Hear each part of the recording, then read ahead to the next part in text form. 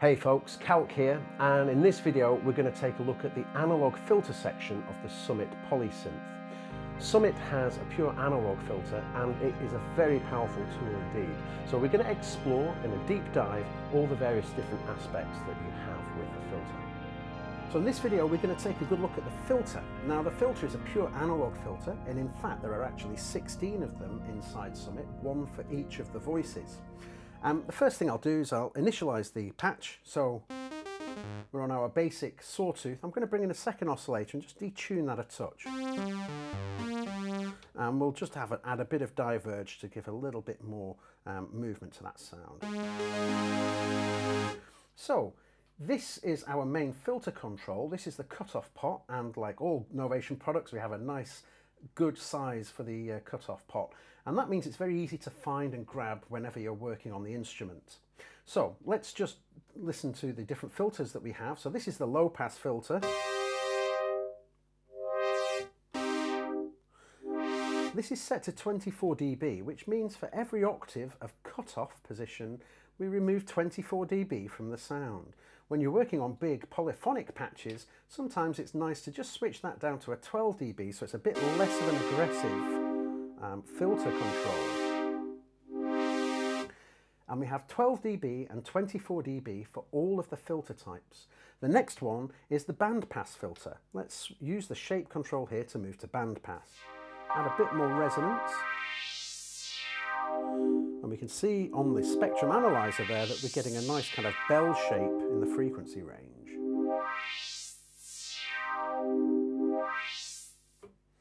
If we go to the high pass filter, the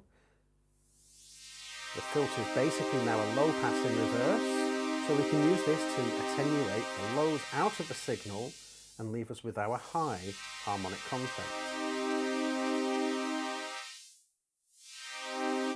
Now the filter in the Summit synthesizer actually has a fourth mode, which is called dual. Now the way that this works is that normally in a low pass mode here, when set to 24 dB, we have two filter blocks next to each other, and they're two 12 dB filters, so passing the signal through those two 12 dB filters gives us 24 dB of cutoff. If we go to the dual mode, what happens is those two filter blocks are then separated and we send the signal through it individually. We still have a single cutoff control which allows us to move them proportionately as two separate blocks. But in the dual mode, we also have a new control called the filter frequency separation. This can be very interesting to use to get some very unusual and non-traditional kind of filter sounds. For example, here we have a low pass going into a high pass. Now if we just open the cutoff here a little and then just reduce this down, what's happening here is we're using essentially a band pass filter, a low pass and high pass joined together, but we can now widen how much of that band is allowed to pass through. We can go through to a very narrow band where nothing's passed through, or open it right up so that we get a much wider bell of sound. This can be demonstrated really quite nicely with the noise generator. You can see here the bell widening and narrowing as we adjust it. Now we have 9 different filter topologies or combinations available to us in this menu, and when you see an arrow like this, it means that we're in series. So we have a low pass in series with a high pass. The low pass is before the high pass. But if we move through, you'll see that that arrow changes to a plus. And this now means that we're in what we call parallel filtering. This can be really useful for getting some quite interesting and different effects. For example, here I've set it to 2 low pass filters. Let's bring in the resonance. And now as we add separation, if you keep your eyes on the analyzer, you'll see we have 2 resonant peaks that we can push further apart using the separation tool.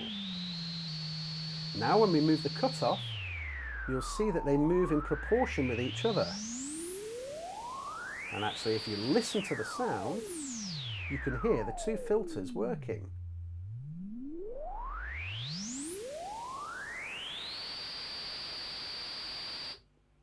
So here we have it set to 2 low-pass filters with a resonant peak. This actually can give us some nice formant style sounds. 2 resonant peaks in a filter will allow us to get those kind of nice vowel-y sounds. But we may want to modulate the separation as well. And again, we can do this through the mod matrix. So if I just go here and we'll choose LFO1 and we'll send that to the filter frequency separation and we'll add a bit of depth to that. Now when I press and hold a note, you can actually see again on the spectral analyzer, the LFO is controlling now the separation of those 2 filter peaks. Let's increase the speed.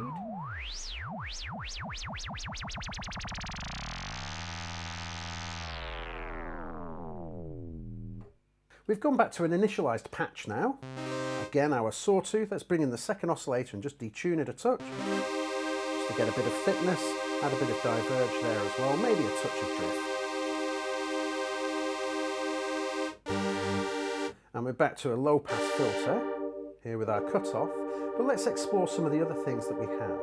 So here we have a dedicated LFO control for the filter cutoff. So as I increase the depth here, you can now hear this LFO basically controlling the speed of the cutoff.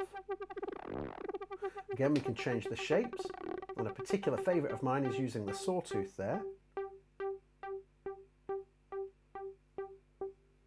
If we take it to the middle, we actually stop the LFO, and if we go the other way, we get a reverse LFO.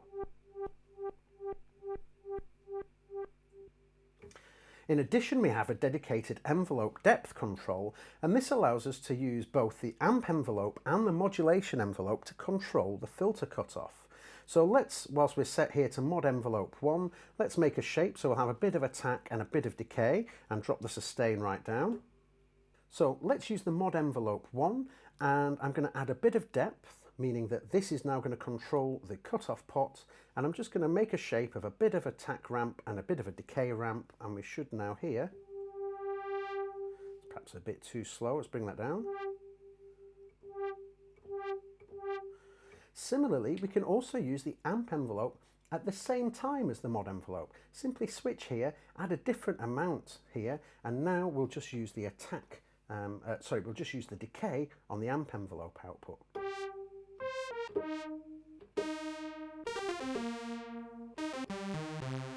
So in this instance, we're using 2 different envelopes to control the frequency cutoff.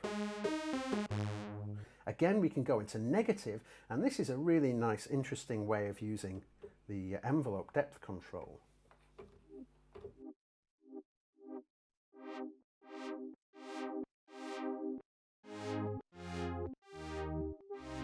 Alongside the traditional modulation controls that we have here, we also have a third option, which is oscillator 3 filter modulation. This is using frequency modulation from oscillator 3 to control the cutoff of the filter. Now, of course, using frequency modulation means that we have essentially audio rate being generated by oscillator 3, and we can use oscillator 3 to further control the filter. Let's just get a fairly reasonable resonance, bring the frequency up a touch, and let's increase the filter modulation.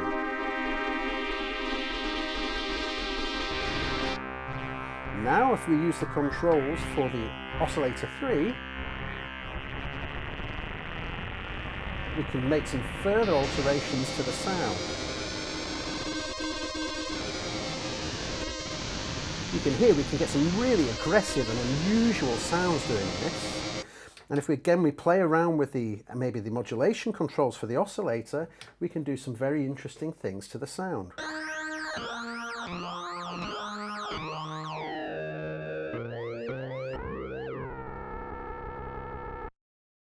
Directly under oscillator 3 filter modulation, we have the resonance. Again, if we have the filter without any resonance, we just have a basic cutoff. Again, we can demonstrate this using the noise generator and looking at the spectrum analyzer. This is low pass. But if I increase the resonance, of course, now we're going to add a resonant peak to where the cutoff position occurs. This emphasis really adds a lot of character and sound to the sound of the filter.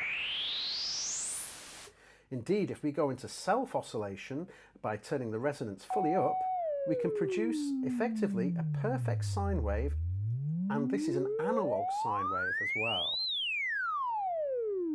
Of course, moving into a dual filter now and having two low pass with a resonant peak, we can also generate two sine waves.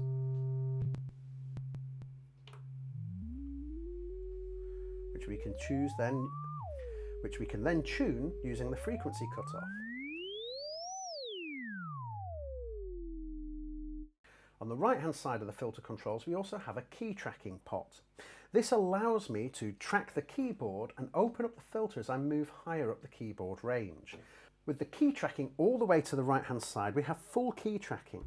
So as I play and move up the keyboard, the filter will gradually open up the higher we are on the keyboard itself.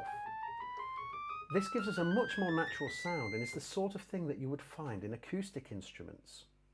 If I want, however, I can take key tracking all the way off, and now the filter will not open at all as I move up the keyboard. It stays static. And obviously we lose a bit of volume as we go into the higher registers because the low pass is stopping all of that frequency content coming through. The final control in the filter section is the overdrive. Now in the overdrive section, we can really increase the gain of the oscillators running through into the filter. This is a great way to boost the volume and really drive the filter as you're working with it.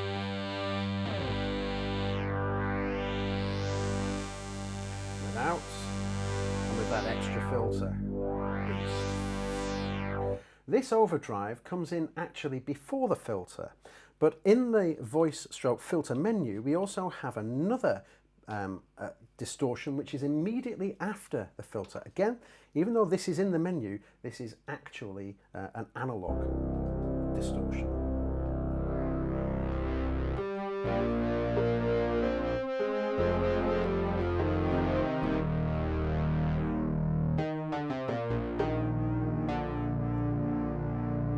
Finally, in the filter menu here, we also have filter diverge, which is an interesting idea. If we initialize and then just bring up the resonance, we can also bring in almost pseudo analog behavior into an actual analog filter. And this allows us to retune really the effective scaling of the filter itself.